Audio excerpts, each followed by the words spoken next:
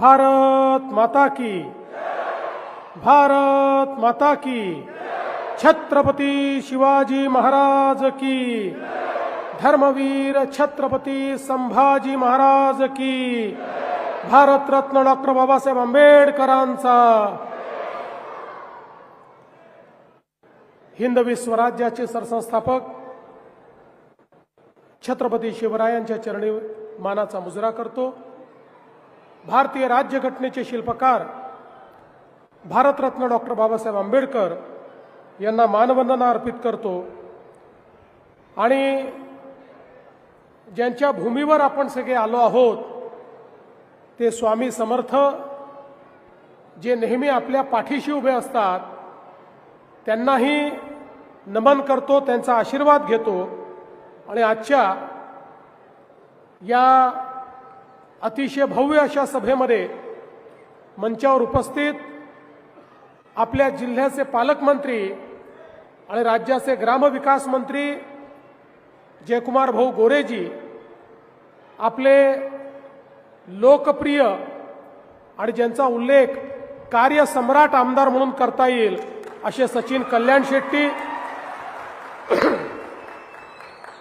सन्माननीय राजन पाटीलजी, शशिकांत चौहान, माजी खासदार जयसिद्धेश्वर महास्वामीजी, शहाजी पवार, अक्कलकोट नगराध्यक्ष पदाचे आपले उमेदवार मिलन कल्याण शेट्टी, मेंदरगीच्या श्रीमती अंजली बाजारमठ आणि दुधनीचे श्री अतुल मेळकुंदे, या ठिकाणी उपस्थित नीलकंठ शिवाचार्य महाराज, अमोलराजे भोसले, श्री दिलीप सिद्धे, महेश बिराजदार, नन्नू कोरबू, प्रदीप पाटील, यशवंत धोंगडे, अविनाश मडीखांबे, महेश इंगळे, शिवशरण जोजन, मोतीराम राठोड, उत्तम गायकवाड, मंचावरील सर्व मान्यवर आणि या ठिकाणी मोठ्या संख्येने उपस्थित असलेल्या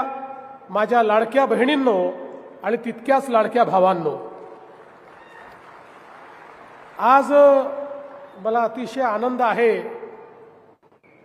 की श्री स्वामी समर्थांच्या नगरीमध्ये आपल्या सर्वांमध्ये मी उपस्थित आहे। खरं म्हणजे निवडणुका हा लोकशाहीचा उत्सव आहे। लोकशाहीमध्ये निवडणुकांचं एक अनन्यसाधारण महत्त्व आहे।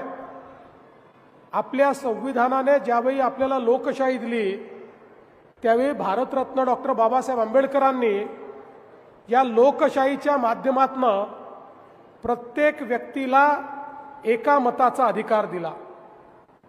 टाटा, बिर्ला, अडाणी, अंबानी यांनाही एकच मत देता येतं आणि तुम्हाला आणि मलाही एकच मत देता येतं, अशा प्रकारची व्यवस्था आपल्या संविधानात केली आणि व्यवस्था करून आपल्यावर एक जबाबदारी देखील या संविधानाने टाकली। आणि ती जबाबदारी काय आहे तर देशाच्या लोकसभेकरता आपण मतदान करतो आणि देशाचा प्रधानमंत्री निवडतो, महाराष्ट्राच्या विधानसभेकरता आपण मतदान करतो आणि महाराष्ट्राचा मुख्यमंत्री कोण होईल हे ठरवतो, आणि आपल्या शहराच्या निवडणुकीतही नगरपालिकेकरता आपण त्या ठिकाणी मतदान करतो आणि आपल्या शहराचा अध्यक्ष कोण होईल हे ठरवतो। त्यामुळे आपल्या शहराचं भाग्य पुढचे 5 वर्ष कोणाच्या हाती द्यायचं याचा फैसला हा संविधानाने आपल्यावर सोडलेला आहे। आपण ज्यांना निवडून देतो तेच आपल्या शहराचं काम पाहतात। आपण बघा या संविधानाने काय केलं। एक काळ होता आपल्याकडे राजेशाही होती, म्हणजे राणीच्या पोटातून जो पैदा व्हायचा तो राजा व्हायचा, पण संविधानाने सांगितलं राणीच्या पोटातून पैदा होणारा राजा होणार नाही, मताच्या पेटीतून पैदा होणारा हा त्या ठिकाणी राज्यकारभार चालवेल आणि तो सेवक म्हणून काम करेल। आणि म्हणूनच आज या निवडणुकांमध्ये आपण सामोरं जाताना अतिशय चांगल्या पद्धतीनं हे मतदान या ठिकाणी करायचं आहे। आपला भारत स्वतंत्र झाल्यानंतर जवळपास 60-65 वर्ष आपले राज्यकर्ते म्हणायचे भारत हा छोट्या छोट्या गावांमध्ये राहतो, गावांचा विकास म्हणजे राज्याचा आणि देशाचा विकास. ते खरंही होतं, पण त्याचवेळी या 60-65 वर्षामध्ये राज्यकर्त्यांना या गोष्टीचा विसर पडला की भारताच्या शहरांमध्ये लोक राहतात आणि 60-65 वर्षामध्ये ही शहरं वाढत गेली. अन्न वस्त्र निवारा, शिक्षण, आरोग्य, रोजगार याच्या संधीकरता गावातनं लोक शहराकडे येऊ लागली. शहरामध्ये लोक आल्यानंतर राहण्याची व्यवस्था नव्हती, मग अतिक्रमणं झाली, झोपडपट्ट्या तयार झाल्या, ज्याला जिथे जागा मिळेल तो तिथे राहू लागला. हळूहळू लोकसंख्या वाढल्यामुळे पिण्याच्या पाण्याचा प्रश्न निर्माण झाला. त्या ठिकाणी नाल्या निघाल्या, त्या नाल्यातनं मैला व्हायला लागला. त्याच्यामुळे रोगराई, डास, मच्छर, वास अशा अनेक गोष्टींचा सामना करावा लागला. तेच घाण पाणी आपल्या विहिरींमध्ये जायला लागलं, आपल्या नाल्यांमध्ये जायला लागलं, आपल्या तलावांमध्ये जायला लागलं, आपल्या नद्यांमध्ये जायला लागलं. आपले जलस्रोत प्रदूषित झाले, ठिकठिकाणी कचऱ्याचे ढीग जमा झाले. कारण वाढलेल्या लोकसंख्येकरता जे काही नियोजन करावं लागतं ते नियोजन आणि त्या नियोजनाकरता जो निधी लागतो तो निधी हा नगरपालिकांकडे नव्हता आणि राज्य सरकार आणि केंद्र सरकारच्या योजना देखील नव्हत्या. आणि म्हणून आपली शहरं ही अतिशय खराब, बकाल अशा पद्धतीची शहरं तयार झाली. पण देशामध्ये 2014 साली माननीय मोदीजींचं सरकार आल्यानंतर मोदीजींनी पहिल्यांदा हे सांगितलं की भारत जसा गावात राहतो तसा तो शहरातही राहतो. गावांचा तर विकास करावाच लागेल, पण शहरांचाही विकास करावा लागेल. कारण देशाच्या GDPच्या 65% GDP हा शहरात तयार होतो. वस्तू आणि सेवांची निर्मिती, रोजगाराची निर्मिती, शिक्षण, आरोग्याच्या व्यवस्था या सगळ्या शहरात आहे. त्यामुळे आपल्याला शहरंही चांगली करावी लागतील. शहरामध्ये राहणारा गरीब, शहरामध्ये राहणारा मध्यमवर्गीय या प्रत्येकाचं जीवनमान उंच केल्याशिवाय भारताचा विकास आपण करू शकणार नाही. आणि म्हणून पहिल्यांदा देशाच्या इतिहासामध्ये माननीय मोदीजींनी लाखो कोटी रुपये हे शहर विकासांकरता, स्मार्ट सिटीची योजना, अटल अमृत शहराची योजना, स्वच्छ भारत शहरांची योजना, प्रधानमंत्री आवास शहरी योजना अशा अनेक योजना सुरू केल्या. आणि शहरातलं जीवनमान बदललं पाहिजे याकरता मोठ्या प्रमाणात प्रयत्न सुरू केला. 2014 ते 19 आपलं सरकार होतं. त्या सरकारच्या काळामध्ये केंद्र सरकार आणि राज्य सरकार मिळून खूप मोठ्या प्रमाणात आपण निधी देणं सुरू केलं आणि त्यातनंही एक परिवर्तन करण्याचा प्रयत्न हा आपण त्या ठिकाणी सुरू केला. पण मला एक गोष्ट निश्चितपणे या ठिकाणी सांगायची आहे की जेव्हापासनं आपले सचिन कल्याण शेट्टी हे आपले आमदार झाले तेव्हापासनं मात्र अक्कलकोट असो, दुधनी असो, मेंदर्गी असो इथल्या विकास कामांना खूप मोठ्या प्रमाणात चालना मिळाली आणि मोठी कामं ही या ठिकाणी व्हायला लागली. आज आपण बघा, महाराष्ट्राचा विचार केला, महाराष्ट्राची अर्धी जनता 6.5 कोटी लोक 40,000 गावांमध्ये राहतात आणि तेवढेच 6.5 कोटी लोक अक्कलकोट सारख्या 400 शहरांमध्ये राहतात. 40,000 गावांमध्ये अर्धे लोक आणि 400 शहरांमध्ये अर्धे लोक.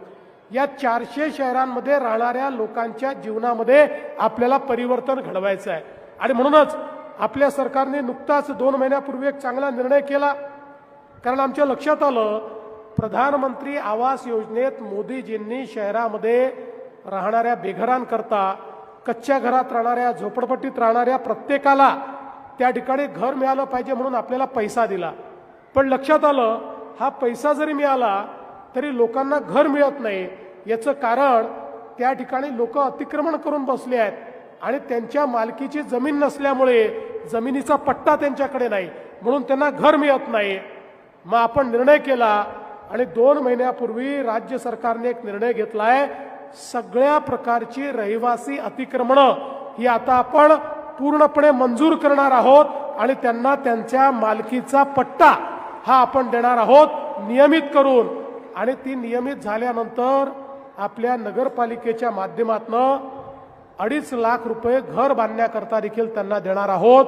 पुढच्या काळामध्ये कोणालाही आपल्याला बेघर ठेवायचं नाही अशा प्रकारचं नियोजन आपण करतो आहोत. खरं म्हणजे सचिनने या भागामध्ये पिण्याच्या पाण्याची योजना असेल, भुयारी गटाराची योजना असेल, अनेक गोष्टी सुरू केल्या, पण आता त्याचा विस्तार करण्याची आवश्यकता आहे. आणि म्हणून येत्या काळामध्ये मी आपल्याला आश्वस्त करण्याकरता आलो आहे. अक्कलकोट असो, दुधनी असो, मेंदर्गी असो, या ठिकाणी मोदीजींनी आपल्याला अमृतची योजना दिलेली आहे. 50,000 कोटी रुपये महाराष्ट्राला अमृतच्या योजनेतनं दिलेले आहेत. त्यामुळे वाढीव पाणी पुरवठा किंवा भुयारी गटाराची योजना किंवा ज्या ठिकाणी कुठे कमतरता उरली आहे त्याही ठिकाणी या योजना करण्याकरता निधीची कमतरता आपण पडू देणार नाही. मागच्या काळात सचिननी 2-3 योजनांचं भूमिपूजन ऑलरेडी केलं आहे. त्या योजना 60-70% पूर्णही झालेल्या आहेत. पण आता शहर जसं वाढत आहे तसं वाढीव योजना देखील आपल्याला तयार करावी लागणार आहे. त्यामुळे अशा प्रकारची वाढीव योजना ही देखील आपण या माध्यमातून करावी आणि शहर चांगलं करण्याचा प्रयत्न आपण करावा. मला आठवतं इथलं बस स्टँड सचिनच्या प्रयत्नातून त्या बस स्टँडला आपण 23 कोटी रुपये दिले. 75% काम आता त्या ठिकाणी पूर्ण झालेलं आहे. आणि त्यासोबत स्वामी समर्थांचं इतकं महत्त्वाचं शक्तिपीठ या ठिकाणी आहे. देशभरातनं लोक येतात. त्याचा 369 कोटी रुपयाचा आराखडा आपण मंजूर केला. त्याला आता आपण निधी देतोय. पण सचिनने मला सांगितलं की आता तो आराखडा रिवाईज करण्याची आवश्यकता आहे. पुढच्या काळामध्ये 500 कोटी रुपयाचा आराखडा तयार होणार आहे. त्या आराखड्याला पूर्ण या ठिकाणी मदत आपण करणार आहोत. मागे मल्लिकार्जुन मंदिराचं देखील आपण भूमिपूजन केलं. 75% काम तिथलं देखील पूर्ण झालेलं आहे. अमृतमधनं 75 कोटी रुपये पाणी पुरवठा योजनेला आपण दिले आहेत. पुढच्या 3 महिन्यामध्ये त्याचंही काम या ठिकाणी पूर्ण होणार आहे. 114 कोटी रुपयाची रस्त्यांची कामं या ठिकाणी चाललेली आहेत. ड्रेनेजची 168 कोटी रुपयाची कामं या ठिकाणी चालली आहेत. उपजिल्हा रुग्णालयाचा प्रस्ताव आमच्याकडे आलेला आहे. तेही काम आपण पूर्ण करणार आहोत. तालुका न्यायालयाकरता 60 कोटी रुपये आपण दिले आहेत. उत्तर दक्षिण पोलीस स्टेशनला आपण त्या ठिकाणी पैसे दिलेले आहेत. राजेसाहेब निर्मित तलावाच्या संवर्धनाकरता त्या ठिकाणी आपण निधी उपलब्ध करून दिलाय. आणि त्यासोबत वेगवेगळे जे आपले मार्ग आहेत त्या मार्गांच्या सुधारणेकरता जवळपास 286 कोटी रुपये हे आपण दिलेले आहेत. देगाव एक्सप्रेस कॅनलला 350 कोटी रुपये आपण दिलेले आहेत. मोठ्या प्रमाणात जे आपण मागितलं त्या सगळ्या गोष्टी या ठिकाणी देण्याचं काम आपण केलं आहे. पण तरी देखील मी आज आपल्याला हेच आश्वस्त करण्याकरता आलो आहे की या निवडणुकीमध्ये या 3ही शहरांमध्ये तुम्ही भारतीय जनता पक्षाची सत्ता आणल्यानंतर या 3ही शहरांना मी काही कमी पडू देणार नाही. इतक्या मोठ्या प्रमाणात आपण निधी देऊ. आपल्याला हे सगळं शहर जे आहे हे उत्तम करायचं आहे. चांगले रस्ते, चांगली उद्यानं, चांगली मैदानं, या ठिकाणी भुयारी गटर, या ठिकाणी प्रत्येक घरात नळातनं पाणी, या सगळ्या गोष्टी आपल्याला करण्याकरता एक उपकरण म्हणून या ज्या आपल्या नगरपालिका आहेत त्या नगरपालिकांचा उपयोग हा आपल्याला करायचा आहे. खरं म्हणजे आपल्याला माहिती आहे की येत्या काळामध्ये अनेक गोष्टी आपण करणार आहोत. दुधनीमध्ये तर आता बऱ्याच काळानंतर ही निवडणूक होते आहे आणि मला विश्वास आहे कारण मागच्या वेळी मला असं वाटतं आपल्याला तिथे बहुमत मिळालं होतं पण नगराध्यक्ष फक्त आपले नाही, नगराध्यक्ष होता आपलं बहुमत नव्हतं. नगराध्यक्ष आपले होते, बहुमत आपलं नव्हतं. त्यामुळे काम करताना अडचण झाली. त्यामुळे आता दुधनीच्या लोकांना माझी विनंती आहे नगराध्यक्षही द्या आणि पूर्ण बहुमतही द्या. मग दुधनी आम्ही पूर्णपणे बदलवतो. कारण आपल्याला माहिती आहे की कुरनूर धरणातनं पाणी देण्याकरता दुधनीला 47 कोटी रुपये आपण दिले आहेत. अंतिम टप्प्यात काम आहे. 3 महिन्यात ते काम देखील पूर्ण होईल.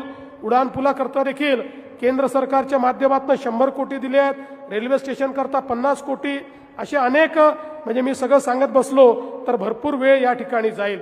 मैंदर्गीमध्ये पहिल्यांदाच आपण आपल्या चिन्हावर त्या ठिकाणी निवडणूक लढतो आहोत आणि मला हे माहिती आहे की तसं मागच्या वेळेस लढलो होतो, याही वेळेस आपण लढतो आहोत आणि जवळपास तिथे पाणी पुरवठ्याकरता 27 कोटी रुपये हे आपण दिलेले आहेत. माझी आपल्या सर्वांना विनंती आहे की या निवडणुकीच्या निमित्ताने एक सकारात्मक अजेंडा घेऊन आम्ही आपल्यामध्ये आलो आहोत. मी बघा माझ्या भाषणामध्ये कोणावर टीका करत नाही, कुठल्या पक्षाला उणंदुणं बोलत नाही, कुठल्या उमेदवाराला उणंदुणं बोलत नाही. कारण अशा प्रकारे उणंदुणं बोलण्याची वेळ त्यांच्यावर असते ज्यांच्याकडे काही कार्यक्रम नसतो. माझ्याकडे विकासाचा कार्यक्रम आहे. भारतीय जनता पार्टीकडे एक विकासाची ब्ल्यूप्रिंट आहे. शहरं कशी बदलली पाहिजेत या संदर्भात आपल्याकडे एक विचार आहे आणि ती शहरं बदलायची असतील तर जसं मी सांगितलं, लाखो कोटी रुपये मोदीजींच्या माध्यमातनं आणि भाजपच्या सरकारच्या माध्यमातनं आपल्यापर्यंत येणार. पण त्या ठिकाणी जर नगरपालिकेमध्ये भाजपचा अध्यक्ष नसेल तर त्या ठिकाणी त्या पैशाचं काय होईल हे आपण सांगू शकत नाही. कदाचित त्या ठिकाणी हे पैसे मुरले जातील आणि तुमची विकास कामं तुमच्यापर्यंत पोहोचणार नाही. पण भाजपचे अध्यक्ष असले तर ते चांगलंच काम करतील, पण एखाद वेळेस चूक केली तर त्यांचा कान धरायचा अधिकार आम्हाला असेल आणि त्यांचे कान धरून त्यांच्याकडनं योग्य काम हे मी असेल, पालकमंत्री असतील, आमदार असतील, आम्ही मिळून करून घेऊ. आणि म्हणूनच आपल्याला माझी विनंती आहे, येत्या निवडणुकीमध्ये आपण कमळाचं बटन दाबून अध्यक्ष आणि संपूर्ण नगरसेवक हे निवडून आणा. आपल्या शहराच्या परिवर्तनाकरता, आपल्या शहराला आधुनिक बनवण्याकरता आपण सगळे लक्ष घाला. आपल्याला कल्पना आहे, आम्ही दिलेली आश्वासनं पूर्ण करणारे लोक आहोत, कधी पळून जात नाही. ज्यावेळी आपल्या आशीर्वादाने मागच्या 23 नोव्हेंबरला 232 जागा आपल्या आल्या आणि एक अभूतपूर्व अशा प्रकारचं मॅन्डेट मिळालं, त्यानंतर लोक म्हणायला लागले आता या बीजेपी वाल्यांच्या इतक्या सीटा आल्या की आता हे लाडकी बहीण योजना बंद करणार. 1 वर्ष झालं लाडकी बहीण योजना बंद झाली नाही. आणि माझ्या लाडक्या बहिणींना या ठिकाणी सांगतो, जोपर्यंत तुमचा देवा भाऊ मुख्यमंत्री आहे तोपर्यंत काहीही झालं तरी लाडकी बहीण योजना बंद होणार नाही.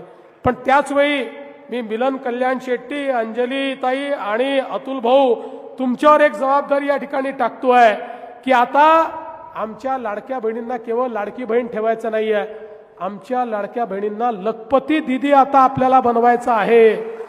गेल्या 1.5 वर्षामध्ये 50 लाख लाडक्या बहिणी लखपती दीदी झाल्या. म्हणजे ज्या दरवर्षी 1 लाख रुपयापेक्षा जास्त पैसा स्वतःच्या भरोशावर कमवतात, अशा 50 लाख आम्ही केले आहेत. पुढच्या वर्षीपर्यंत 1 कोटी लाडक्या बहिणींना आम्ही लखपती दीदी बनवणार आहोत. आणि म्हणून या तिन्ही नगराध्यक्षांवर या ठिकाणी जबाबदारी टाकतोय, ते निवडून आल्याबरोबर त्यांनी लखपती दीदीचा कार्यक्रम हातामध्ये घ्यायचा आहे आणि माझ्या सगळ्या लाडक्या बहिणींना त्या ठिकाणी लखपती दीदी करून त्यांच्या माध्यमातून मोठं परिवर्तन घडवायचं आहे. बंधू भगिनींनो, या सोलापूर जिल्ह्यामध्ये शेतकऱ्यावर मोठं संकट आलं, आम्ही मागे राहिलो नाही. आमच्या पालकमंत्र्यांच्या नेतृत्वात मोठं काम त्या ठिकाणी केलं, शेतकऱ्यांना अभूतपूर्व अशा प्रकारची मदत केली. ज्या ज्या ठिकाणी आवश्यकता आहे त्या त्या ठिकाणी तुमच्या पाठीशी उभे राहणारे आम्ही लोक आहोत. आणि म्हणूनच तुमचा आशीर्वाद हा सातत्याने आमच्या पाठीशी असला पाहिजे. मी शेवटी जाता जाता तुम्हाला एवढीच विनंती करतो, 2 तारखेला कमळाची चिंता तुम्ही करा, त्यानंतर 5 वर्ष तुमची चिंता आम्ही करू, हा विश्वास तुम्हाला देतो आणि माझं बोलणं संपवतो. धन्यवाद. जय हिंद, जय महाराष्ट्र.